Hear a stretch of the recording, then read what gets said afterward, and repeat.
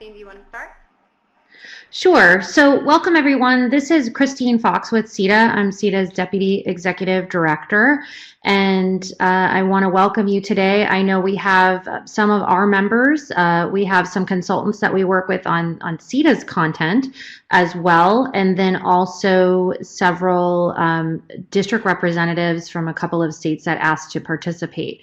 So we're excited to have you. I know that there were multiple members responding this morning asking me about the ability to access a recording. So yes, as you just heard, we are recording. We will archive this in CETA Connects, and I believe the AIM Center will also share this content out as well.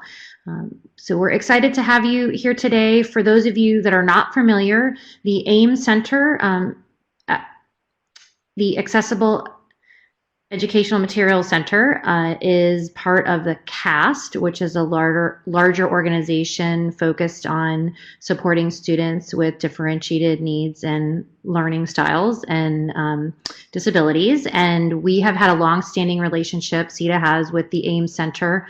Over the last couple of years, that has really been strengthened. We have been working directly with teams. There's a cohort of states that the AIM Center is working to help connect the digital learning leader and the accessibility leaders in those states. 3 or 4 of those states brought teams together to our most recent event in October, the Leadership Summit. And so we look forward to learning from Lynn McCormick and her group. And this webinar particularly, and one we'll have in December on accessible PDFs, are both content areas that our members requested. Many states have had issues either with their own state website or their district website having issues with accessibility. And so similarly, potential issues with PDFs not being accessible, and therefore we reached out to our partners to ask how they can help. I'm excited for this webinar. It is planned to be interactive and also provide you learning tools, and you can see that Mindy has posted a really great resource. So they've created a Word doc that has a lot of the resources they'll be sharing during the webinar. So I don't want to take up too much time, but Lynn is a part of the CAST team, and then she collaborates with the AIM Center. She's a software developer, but brings experience in technology and K-12 education to her role. She worked as a software engineer and project manager before entering the education field, and she is certified to teach in Massachusetts, and she has worked in middle and high school as a math teacher, also developing curriculum and providing professional development. So as you can tell, she's more than qualified and really understands her audience. And so with that, I will turn it over to Lynn so that we can get to the meat of the content. Thank you. Great. Thanks, Christine. I appreciate the introduction. And I'm just going to introduce 2 other folks that I have here with me at CAST, although one is actually in a different room, which helps me get any feedback if there's any issues with this webinar today, and that's Leslie. And Leslie is part of our AIM team, and she really keeps everything organized and running smoothly, and she's running our videotaping today, our recording of this. And then I have Mindy Johnson in the room with me, and she also works on the AIM Center as a social media strategist as well as an instructional designer. So I'm so pleased to have them here with you today. And so Christine introduced me. Yes, I'm a senior technologist on the AIM Center, and I'm a software engineer here at CAST. And you can see my photo, my photo right there on the, Mindy's telling me I'm not coming out loud enough, so if folks can't hear me, please do mention it in the chat box, which Kelly just did, so thanks so much for that feedback, Kelly. Are you able to hear better now? Let's see. Okay, so I'm going to just try to speak a little bit louder, and I'll speak more directly into the microphone. Let's see if that helps things. Is that a little bit better? Getting better. Okay, well, I'll use my big girl voice then. All right, so introductions are done, and so before we begin, if you have questions or comments, Please do use that chat window. That's your way to communicate with us, because I think we've muted everybody so that there isn't any noise as well. The webinar slides and the digital handout are available for the download, so if somebody wants to put that in the chat window, Mindy or Leslie, so that you can get to the actual slides. And we will definitely be archiving. We'll try to get this out as soon as possible, the recording for today.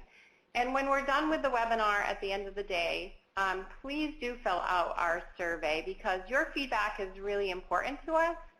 And so we want to make sure that, and the other thing is I felt like I could have done 4 or 5 different webinars for today's topic. So when you fill out the survey at the end, if there are other topics, and I'm going to bring them up as we go through the webinar, but if there are other topics that you think are important or that you want to dig into more deeply, absolutely put that on that survey that you'll be filling out today.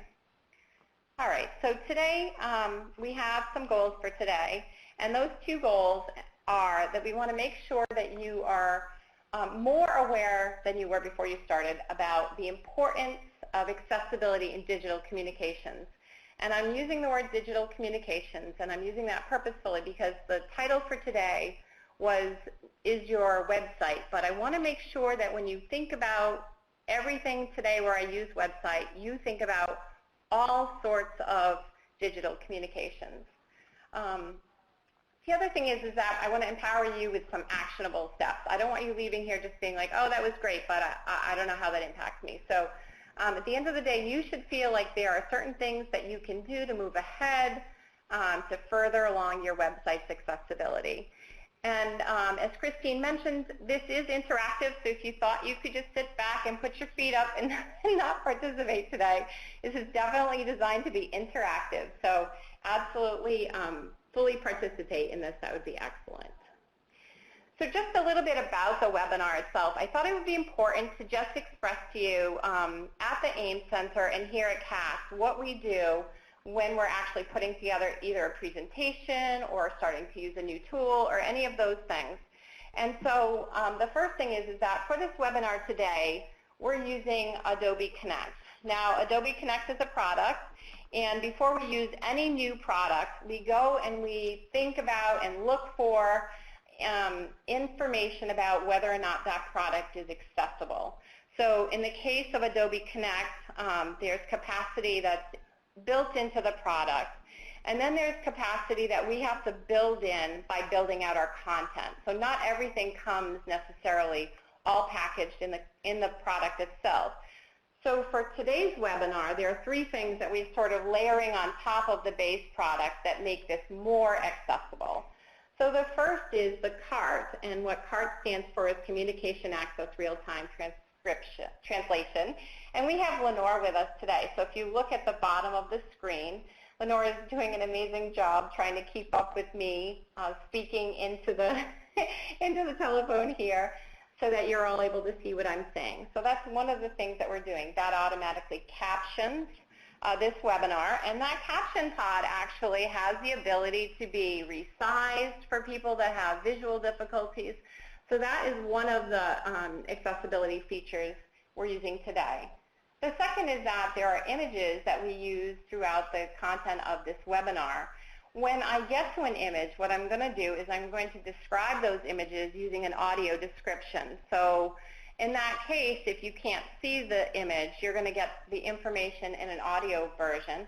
And if you weren't actually here and you were just looking at the presentation in the digital format, you'd also have access to the alt text of each one of those images. And then one of the last features is that the transcription for this will be available with the archive. And the transcript has 2 uses. One is for accessibility, and that is so that I could read the words that happen. But the second use for that is actually to have it be discoverable on the web. So sometimes there are features that you might put in for accessibility, but oftentimes those features actually have many, many practical applications. All right, so you're ready for question 1, folks. So Mindy's going to help me out by posting question 1. So I'm going to read question 1 while she's posting it. So the question is, how accessible is your state, district, or school website?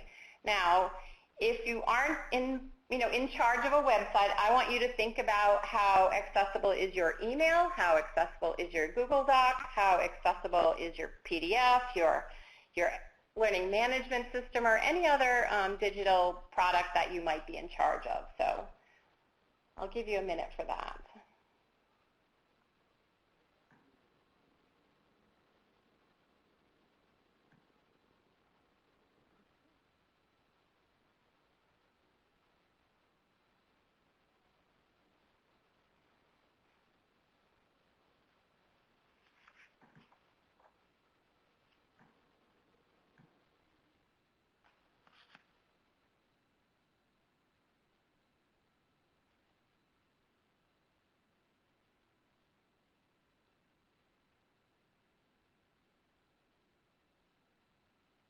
So I'm wondering if everybody can everybody see the poll? If you're having any difficulty seeing any of these features, please do add that into the chat window, because we want to make sure that you can see it.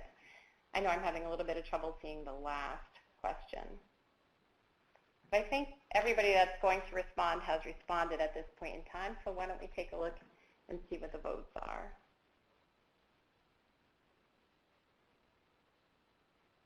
All right, so it looks like 89% said our website is partially accessible. And it looks like one vote said our website is fully accessible. And then were there some that, because I can't see all the way down to the bottom, let's see. And then one is not sure. Okay, that's great. So, so when we think about, so most of you are not quite sure, or you think a little bit, and so that's great. That's why you're here today, to learn a little bit more about your websites and thinking about these things. So that's excellent. What do we mean by accessible? So that's actually important for us to all have a common understanding of what we mean by accessible. So I want to just give a functional definition of what accessible means. It means that all of your users will be able to access the same information, they'll be able to have the same interactions, they'll be provided the same services at substantially equivalent ease of use. So that means no matter what their abilities are, they're going to be able to use the system successfully and in substantially the same way. Because when you think about your users, there are a lot of user differences. So about 20% of the population has a diagnosed or written disability. Now, 80% of us are temporarily abled. So it might be that right now I have all of my faculties, but then another time I'm in a dark room and I can't see as well. Another time I'm in a very busy train station and I can't hear as well. So when you think about that, really all of your users still need to have accessibility consideration. Let's just think about some of those user differences here. So there's the difference of visual differences, and thinking about that, there's colorblind, low vision, or no vision. And colorblind means that in your website you really can't have anything that is dependent on your users being able to perceive color. So always when you have something that's color-coded, you needed something else in addition to it, a pattern or something to be able to show your users those sort of differences. A low vision, we hinted on that earlier when we were talking about the pod at the bottom where our transcription is happening. There's the ability to change that font. So your website really needs to be able to accommodate your users that want to be able to increase font, change the font, using reverse so that they have dark on light or light on dark. So all of those should be able to be accommodated with your website. And they may have no vision, and in the case of them not having any vision, then you absolutely need to have a text and or audio equivalent for everything that's available there. And then there are hearing differences, so you could have deafness or hard of hearing. And in those cases, you need to have a visual equivalent for everything that you have that's being portrayed in audio only. You need to make sure you have some sort of visual equivalence for that. And then thinking about motor differences, many users might have fine motor control issues. Some users use only keyboard or switches, and some have the only ability to respond slowly. And especially on tablets, these are very important considerations to be making. And then there are also cognitive differences in your users in that many of the things that we just talked about, having materials in both visual and auditory, help out with cognitive differences as well, that they are able to choose the modality that actually works for them. And one of the really important considerations for that is also the ability to focus.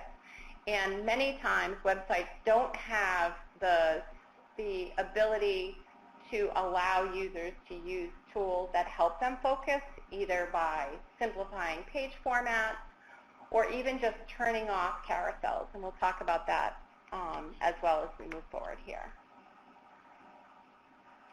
All right, so I'm hoping this is old news, but I'm not sure if it's old news or not. So two of the landmark cases in 2015, one was the National Foundation of the Blind against Seattle Public School System, and it was a landmark in that it wasn't a student that they weren't serving. And that was really the important part about this, is that it was a blind parent who was trying to help their student, who had repeatedly asked for them to improve. They had actually had a system that worked for her, and then they swapped the system in 2012 so it no longer worked with her screen reader. And so she couldn't assist her children with their assignments. And then another one of the landmark cases was edX against the Department of Justice, Office of Civil Rights, also in 2015. And in that one, the content and the authoring environment they felt was not accessible, as well as the materials did not meet WCAG 2.0 in that case. So those are two landmark cases in 2015 that really set off awareness raising for these situations. And then now you can actually have access to look at many of the Department of Ed Office of Civil Rights resolutions that they have right now. And I have a screenshot of that, and I think some people enter it, and if you want to take a look out there, because I didn't realize that this existed, but you can go out and take a look at what sort of cases are out there pending or resolved, and the documents actually were not that hard to read, but it does indicate some of the deficiencies that are in certain state and municipalities, some of the deficiencies in their websites. One of the things that I wanted to point out is that there's 9 in Massachusetts, and there's over 1,000 other where they aren't state specified. So what that should tell us is that there are a lot of people that are working on this right now, and if you're not quite sure that you're there, that there are a lot of people that aren't quite there right now. And what's really important is that today you took the time to be here for an hour or an hour and a half, and so I'm so appreciative of your time to tend to this and to start thinking about this, or to continue your learning in this area and thinking about accessibility. And it's really important, and I'm so thankful for that. So out of all of these cases, the Office of Civil Rights has said that these are some general rules of these departments that they should have at this point in time. They didn't have them in place before, but now they need to have them in place. And so they needed to have, so if you're a local school department or if you're a state agency, that all of your digital products should have some sort of accessibility coordinator. You should have a process for reporting accessibility issues, and that means for external people that are using your products that they can report those accessibility issues, that you should have a published policy on what your accessibility policy is, and that you should have, at least at some point in time, have had an accessibility audit to make sure that your your digital materials are all WCAG 2.0 AA compliant. Now, I won't go into all the nitty-gritty of WCAG 2.0 AA. You may have heard of it. You may not have heard of that. We could have a whole webinar just on WCAG 2.0 AA, and if you're interested in that, I'm more than happy to go through that in detail with you at a later time.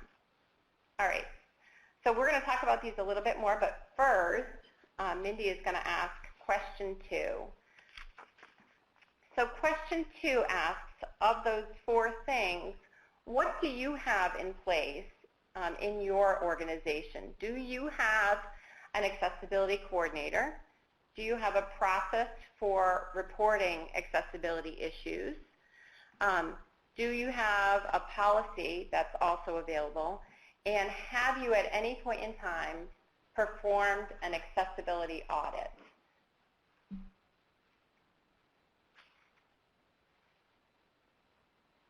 And you can check all that apply. So it's not a one, and hopefully you have more than one.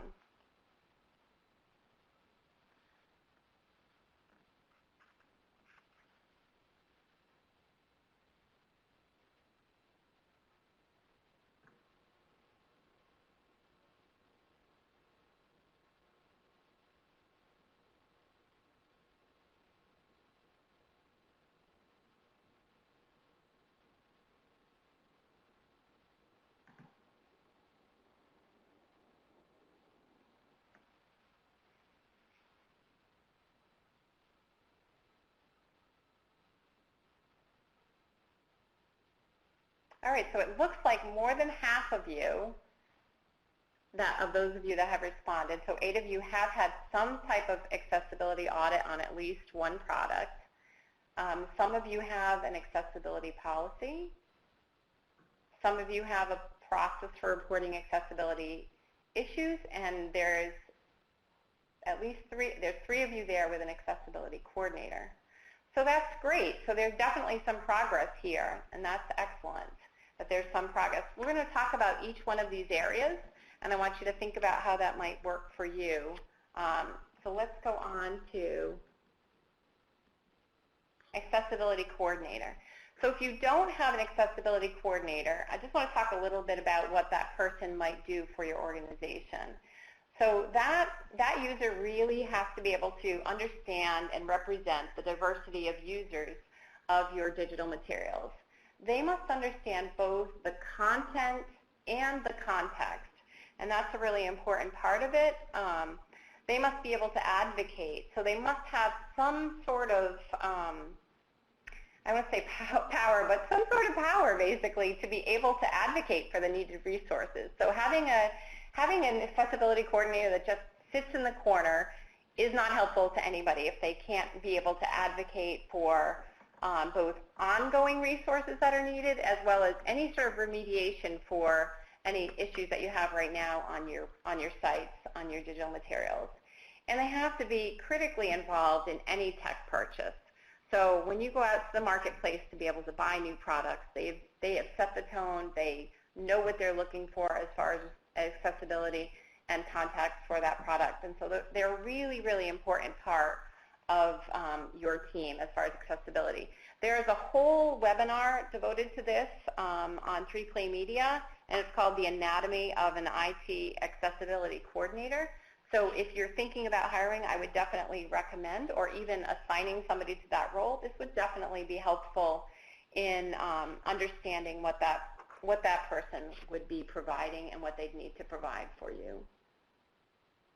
Okay, so the next thing is I'm going to combine both accessibility policy and contact. So the Seattle Public Schools was one of the cases that I mentioned earlier. They have done a lot of work on their accessibility policy and being able to contact them. This isn't really rocket science, but it is important to have this information available. So I've included a screenshot of their accessibility portal and their accessibility statement. And so it's pretty straightforward, but one of the things I do want to say is in your accessibility statement that you should be having is to be honest. Where are you in the process? So that is really part of the battle, is to be honest with where you are Yeah, we are working on this. We are making progress. We are, or if you're fully compliant, you could be honest about that as well. We are fully compliant. We have had this audit.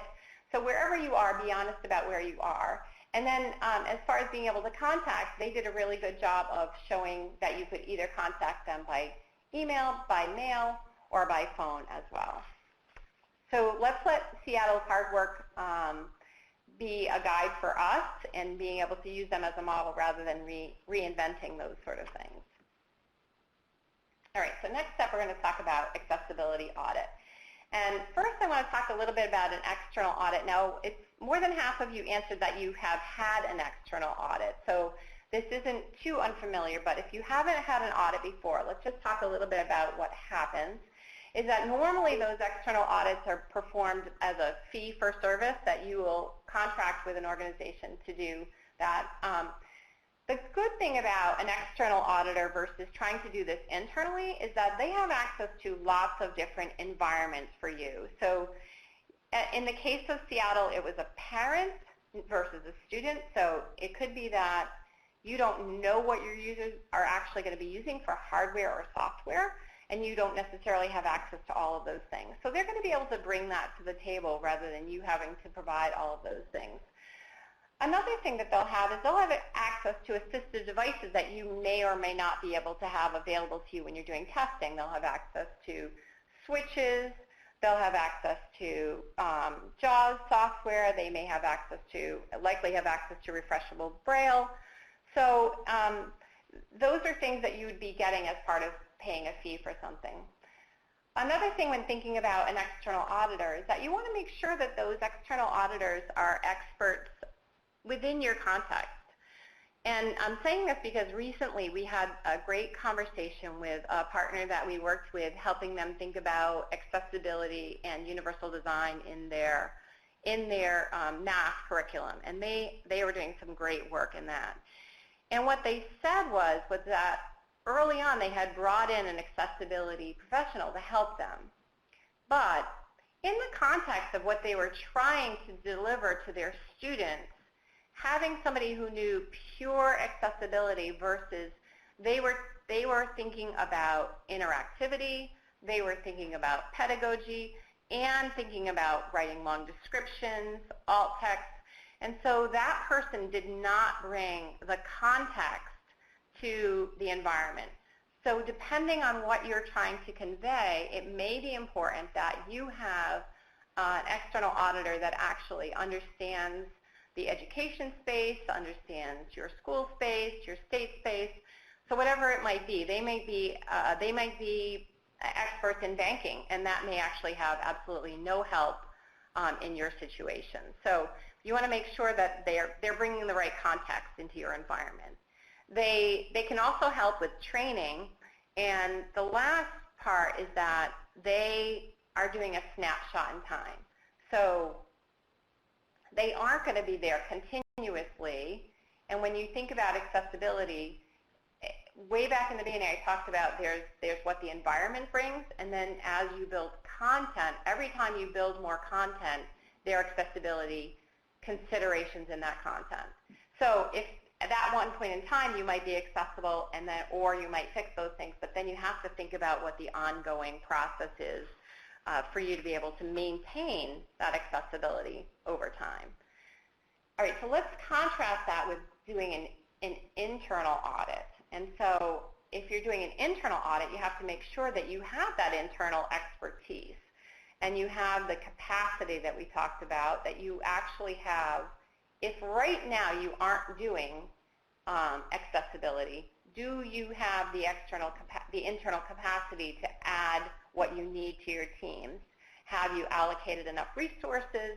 Do you have that ability? Do you have all the environments that we talked about just a minute ago? Do you have, if you ever bring your own device to a school system, do you in fact have all of the devices that are representing of your students or your constituents if it's an external site?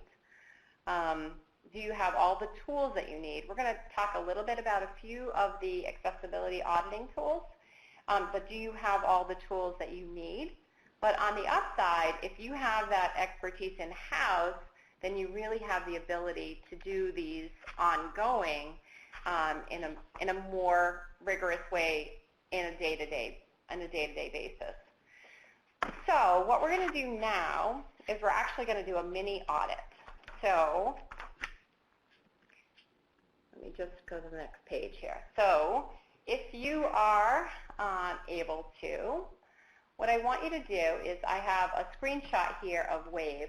Wave is a free accessibility tool that you can use to do, and I'm just going to call this a mini audit. This is not a real audit. This is just to give you a little bit of a flavor of what an audit might be like.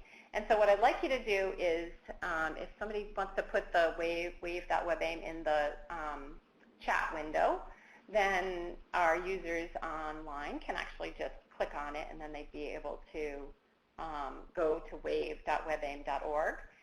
And I've never done a webinar where I'm sending people off into the ether, so I hope this works. And so what I want you to do is open up wave.webaim.org if you haven't already, using your browser.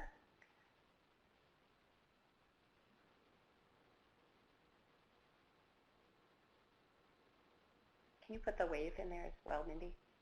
I did. Oh, it's above. Oh, great.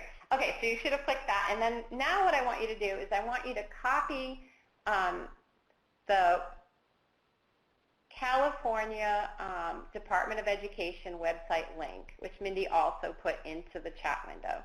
So go ahead and grab that and put that right into the Wave form, and then hit enter. Are people with me? I'm going to give you a minute to do that.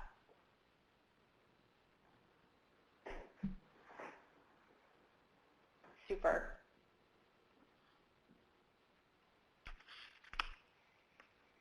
So there are many tools to do this, and this is just one of them, but I wanted to give you this one because it's a great tool to just give you a quick overview and give you some insight into whether or not websites are accessible. All right, so I'm showing a screenshot, and hopefully many of you also have a screen actually up on your in your browser. And this is a screenshot of we've accessibility tested using this Wave tool against the California Department of Education website. So what we see is that there are no errors in this, that there are 5 alerts, and those are actually fairly minor, and they're yellow there because they are in fact minor.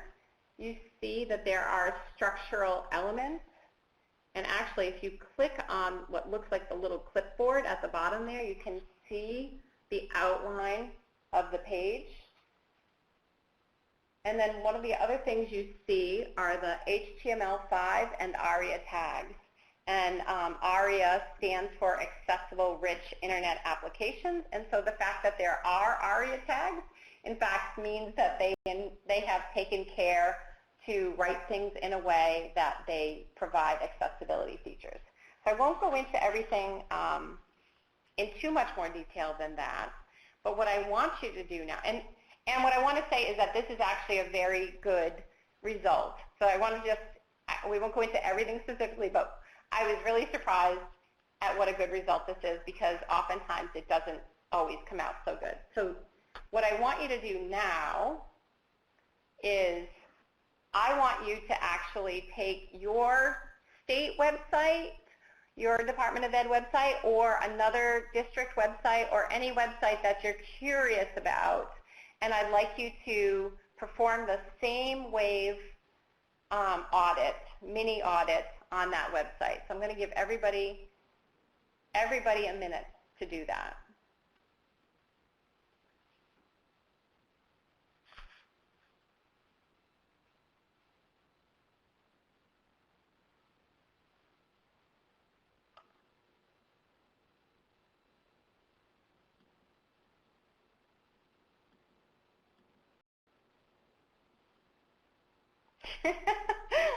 Thank you, Mindy.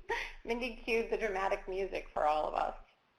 All right, I ran a mini audit against another website, and I'm not going to name any names because we are all friends here, and there's no wrong answer here because we are on a journey of discovery today. So in this instance, there were 2 errors. There were 26 alerts.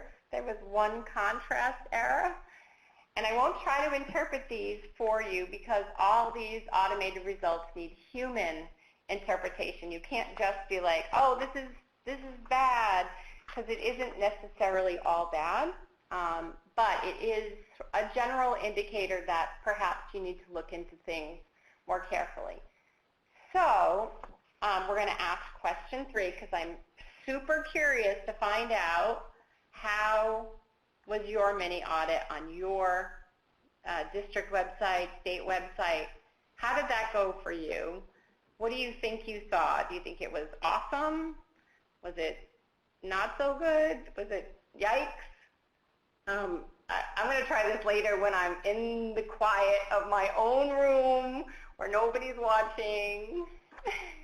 Now remember, we're on a journey today, so there's no wrong answer here, and we are all super supportive because we're so thrilled that we're here together.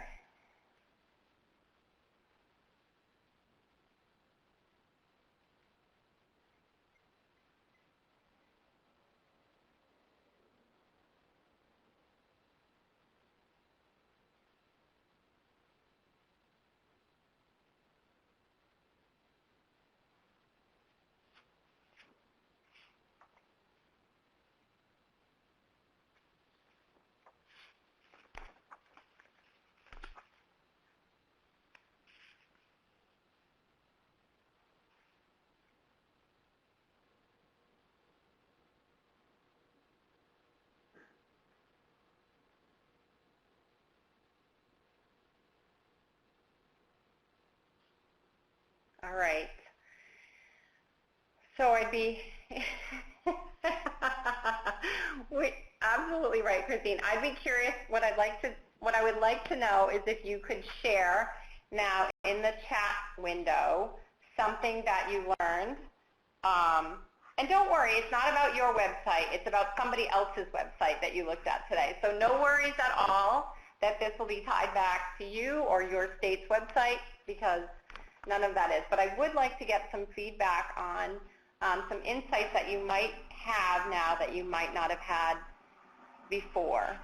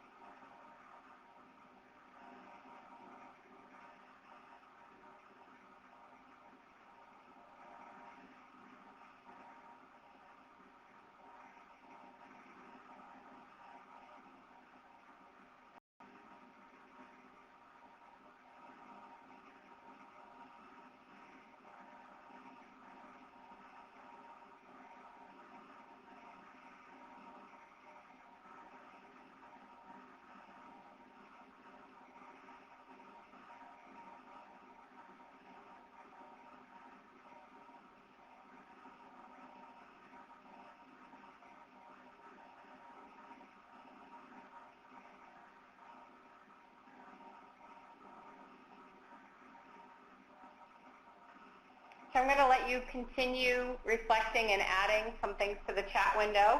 I'm going to respond to Christine's comments about alt text considered too long. That's actually, the alt text is really a bit of an issue in that alt text should be used with a long description, but the long description standards are not so standard. And so that really has been a problem where many folks have used the alt text where I would have considered a long description. CAST has a workaround for the long description. And I'm thinking at some point we need to, fairly soon, the AIM Center needs to broadcast that a little bit more loudly. So I actually appreciate that feedback, Christine, because I'm looking for for feedback on that as well. So it actually was great that you noticed that.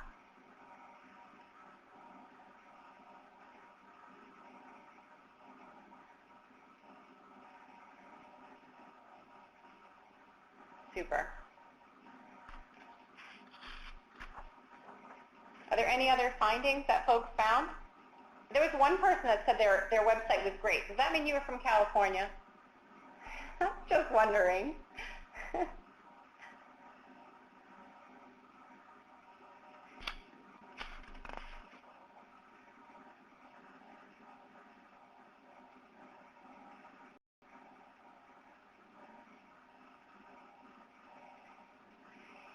Yes, so M. Hogan. So yes, so part of it, I was hoping to raise awareness, but I didn't want you to have to get into the nitty-gritty. One of the things that I did want you to do was actually to click on that last link at the bottom on the left-hand side, which shows the outline view. And if you didn't get a chance to do that, I would like you to do that, because that's actually a very common issue that we find. And I'm going to go to my common issues. So one of the things that you'll find, and I can almost be certain that most of you have found this issue because you find it on many, many websites. It's the heading structure, which is one of the common issues. So the heading structure on a site, on a page, is basically the outline of the page. And what's really important about that is that it allows users to have landmarks that they can go to and skip around in a page if you're using a screen reader. It also, if you think about it, it also orients visual users because there are generally fonts that specify what's a heading, a first level heading, second level, third. So you then get a sense for the importance of different headings on that page. So I would be surprised if you didn't find any heading issues. If you tried a couple different sites, that you would find one of those heading structure issues. Did anybody find a color contrast issue in any of the sites that they were looking at? Right. So there is a resource in the digital handout which talks about having a color contrast checker. It's actually, so the color contrast, you think, oh, it's dark gray on white, it's perfectly fine. But the contrast actually is over a range of sizes as well. So at like a certain size font, color schemes might work just fine. But as you lower the font size, then they are no longer have appropriate contrast. So Mindy pointed to the digital handout. So if you look in there, there is a color contrast checker. It's very common as well that designers don't necessarily think about what size the end font is going to end up in the page, and in that case, it falls out of being accessible to being not having enough contrast. One of the other common issues is that carousels don't have controls on them. So if you look back at the California Department of Ed website, you'll notice that they have that carousel on the front page, and the carousel is going around and around. I don't know about you all, but I get pretty distracted by those carousels, and often, more often than not, those carousels don't have anything on them that allow you to stop them. And so that was way back when we talked about issues with focus. Having the ability to have a carousel with a stop on it is incredibly important for many of your users to be able to do that. Did any of you find forms that didn't have labels? I'm just curious about that because many, many times there's a search at the top of the page, or there are other input fields. Oftentimes on a school site, it's a search that you'll find. But what does that mean? What would it mean to have a form without labels? So if you are a non-sighted user and you click into a field and the programmer has not tied the label to that field, it basically is just saying input, input. Or it might say string. It might be the default of what that field would be. And so that user has no way, absolutely no way of being able to independently fill out that form for you. So it's critically important for all of your forms to have labels. Now, I don't expect you to know how to go out and program it, but I do expect that if you see these sort of things, that you can advocate to make sure that the forms, in fact, do have appropriate labels on them so that your users will actually be able to fill those forms in. Skip links. So again, I don't expect that you would be able to program skip links, but did any of you see that there were skip links in your report? It might have been under the section of the warning section, or it might have been under the section of, hold on, let me just grab the picture. Under the HTML and ARIA tags. And what it is that skip links are put in there as a way for users that are either mobility impaired, if they have trouble and they're only using a keyboard, or users that are using a screen reader. So it's working for both of them. And now I happen to generally not use a mouse, so I am included in all of those users. After 20 plus years of programming, my wrists don't work the way that they used to. So one of the things that you'll notice is that if you tab into a page, a skip link then, as a user, can make you skip over all the navigation and bring you right to the main content of the page. So think about how much ease of use that would bring to the pages that wouldn't be there if you didn't have those skip links. So that allows for much ease of navigation as well. One of the other common things is that the alt text is missing or redundant. And this just makes me want to point out that where these tests can fall short and why it's so important that there are humans looking at this, because their tools are just going to go out and say, is there alt text? And that's all they care about, right? That the alt text has something in it. So it could be that, in fact, your system for authoring has a default of alt text put into that field. And so nobody ever bothers to put the actual alt text into that field. And so every single alt text is filled in, and single alt text is filled in with something like image, yes, thank you, Minnie, image, or nothing that's actually important to the user. And no amount of using automated tools is ever going to help you find those sort of automated things like that. So humans can't be replaced by these automated tools. You're always going to need a combination of both. One of the other things that is often a problem is that videos are without captioning or transcripts. And we don't have time today to talk all about videos and captioning, but we do have a great webinar by Luis Perez about captioning, and I know that that's in the digital handout, and Luis will be, he'll be presenting the PDF webinar coming up next month, and that's an excellent video that gets you started on captioning.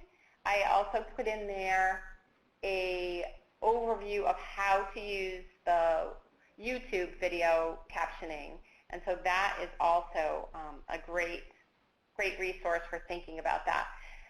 That was one of the reasons that the edX fell down, was that their videos did not have captioning or transcripts.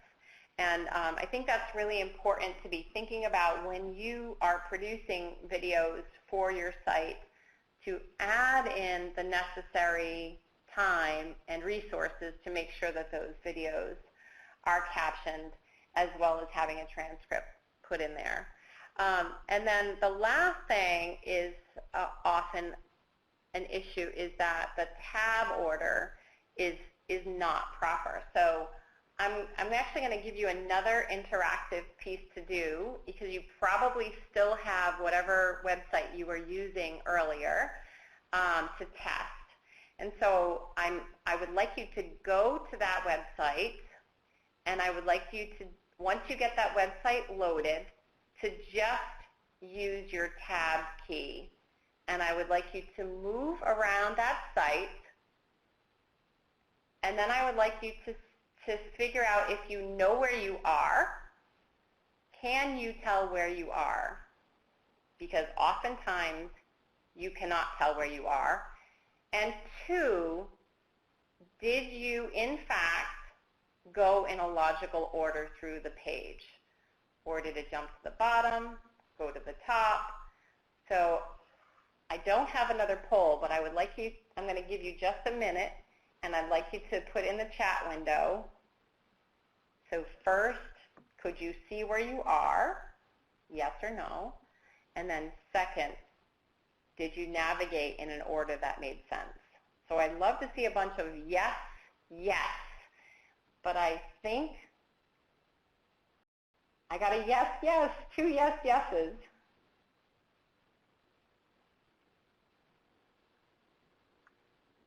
That's awesome. I'm going to give you a couple more minutes to try, just to try this.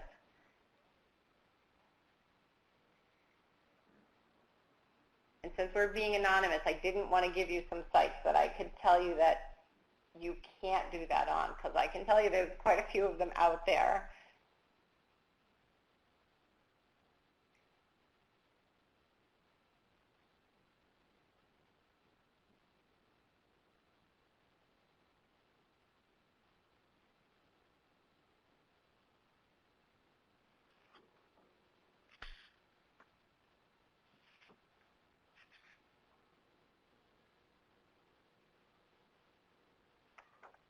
Awesome. All right, so thinking about those gaps. So while this was not an actual audit, had this been an actual audit, you would use your audit to prioritize issues that you found. Oftentimes when you get an actual audit, and we use audits here at CAST, we are not perfect. Things fall through the gaps. We don't have the resources or the tools to have a myriad of devices and operating systems that we need. So we often use, we have them done on a periodic basis to help give ourselves feedback. So you would use that to figure out what things are wrong, how do I prioritize those and address those things.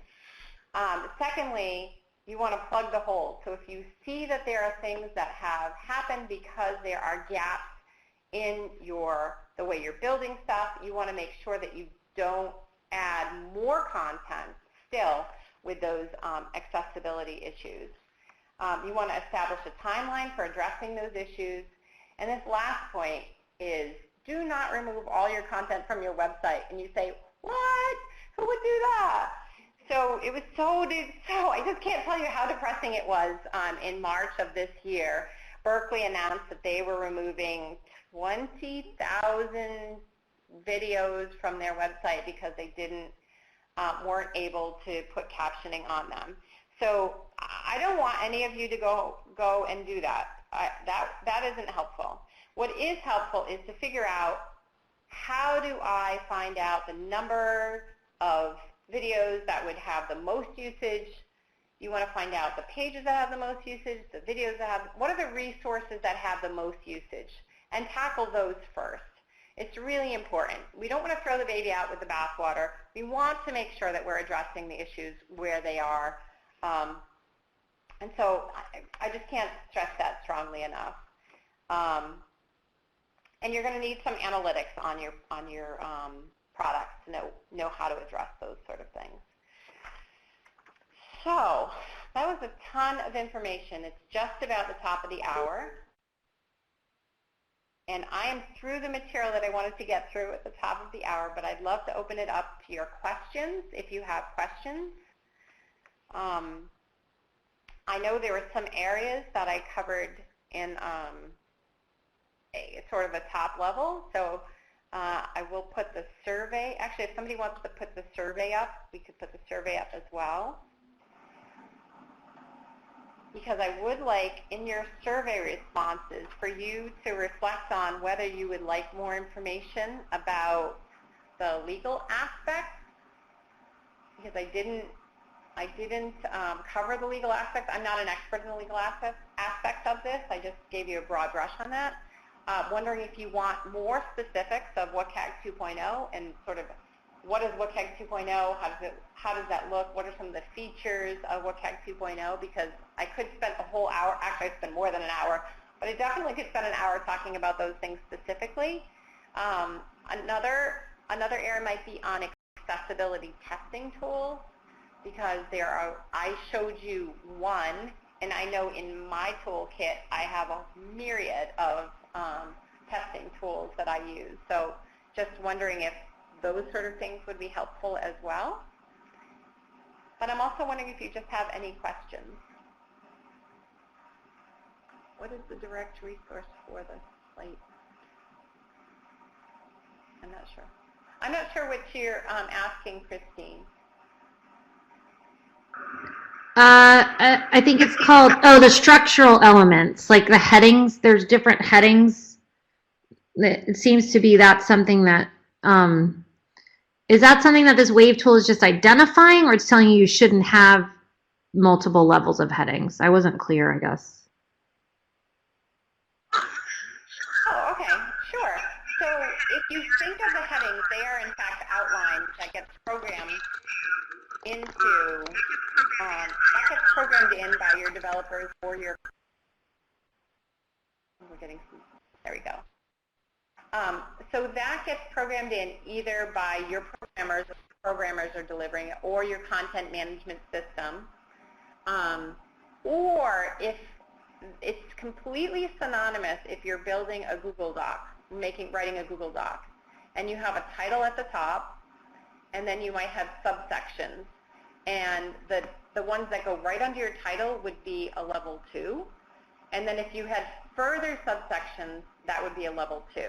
So this concept of outlining is completely available in your work writing a Google Doc, a Word doc, or a website. That same amount of leveling and heading are exactly the same. So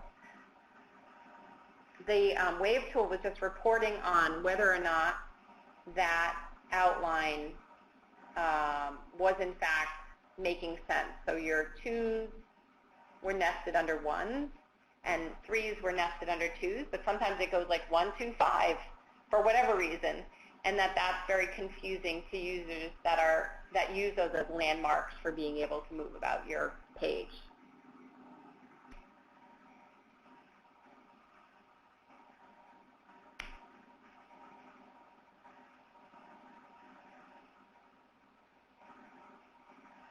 So what's the date that we are expecting to be compliant? So many, all right, so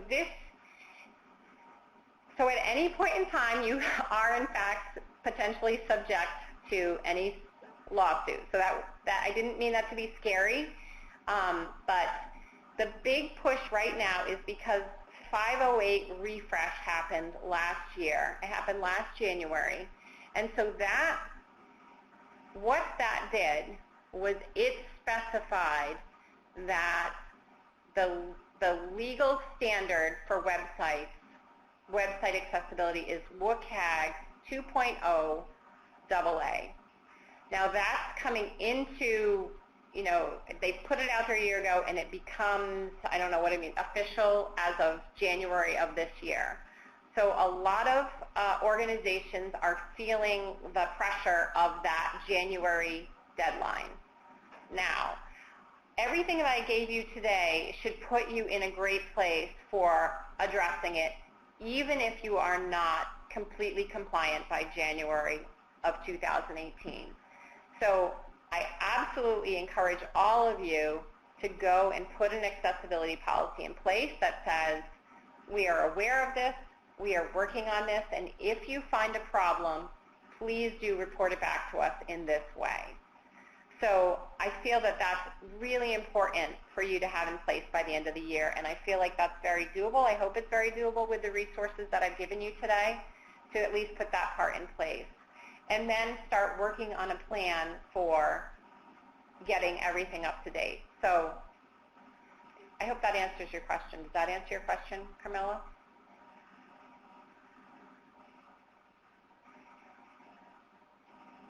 Super. Are there any other questions?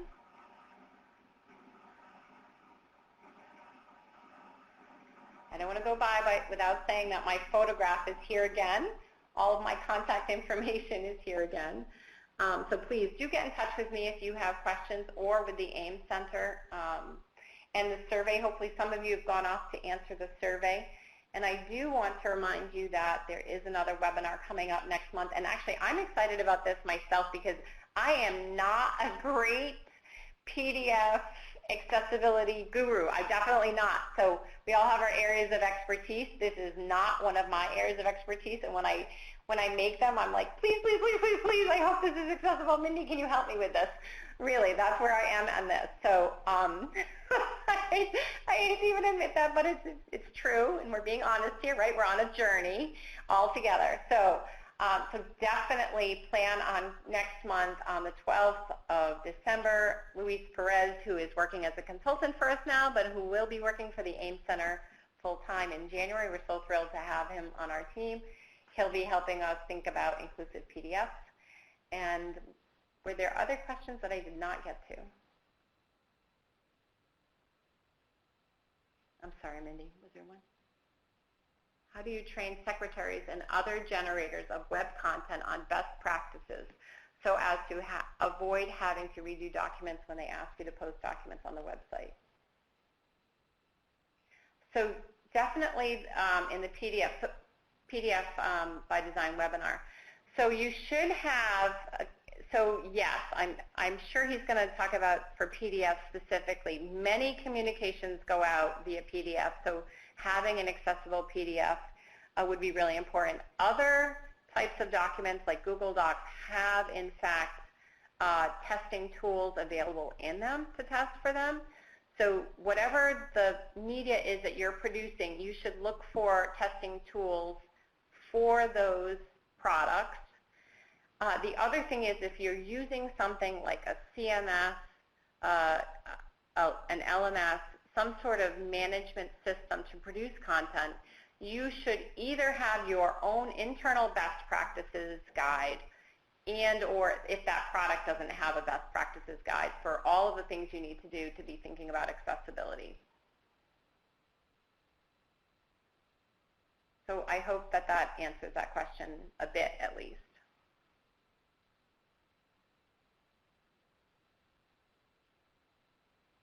Did I miss any other questions, Mindy? There was one more. Christine asked if there were other websites. Oh, okay. Thank you. So Christine asked me if there are other websites that I have worked with that have a good model or best practices in place for website accessibility, teams working together, etc. So you know what? I think, Christine, that is a good question for our best practices states to figure out. I personally haven't worked at the state level, but I think what I'll do is work with Cynthia to see if there aren't some best practices out there, and that's a great suggestion for us to do some evaluation on where they are and to help move whatever model they're using to produce that good accessible website out into the field. So I actually think that's a great suggestion, Christine, and something we should look forward to doing with the best practices cohort that's working with the AIM Center.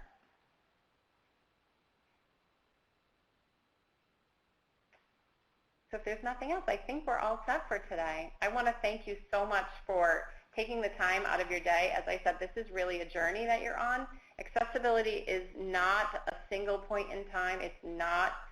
It's something that we strive for every day because the technology changes, our understanding of our users change, all those things continue to change, but what we can hope for is that every day we strive for providing the most accessible to the most number of learners, of users, of students, and that's what we're all looking for on a daily basis. And I think as long as you continue to strive for that, then we're all doing our best work. And so I really do appreciate you all taking an hour of your time to be here, or a little bit more. And I want to thank Mindy and Leslie and Lenore, our cart person, because you were amazing today. Thank you so much. And Kristen, thank you so much for having us here at the AIM Center participate. Yeah, thank you to you and your team, and we're excited to continue with our series as posted here December 12th. And we will be sharing this out via the CETA newsletter, all of the resources, as well as on CETA Connects. And then we'll be touching base with Cynthia from the AIM Center, as well as the rest of the team, to figure out how else we can support your work and spread the word. Thank you. Great. Super. Thanks, everybody. Have a great day.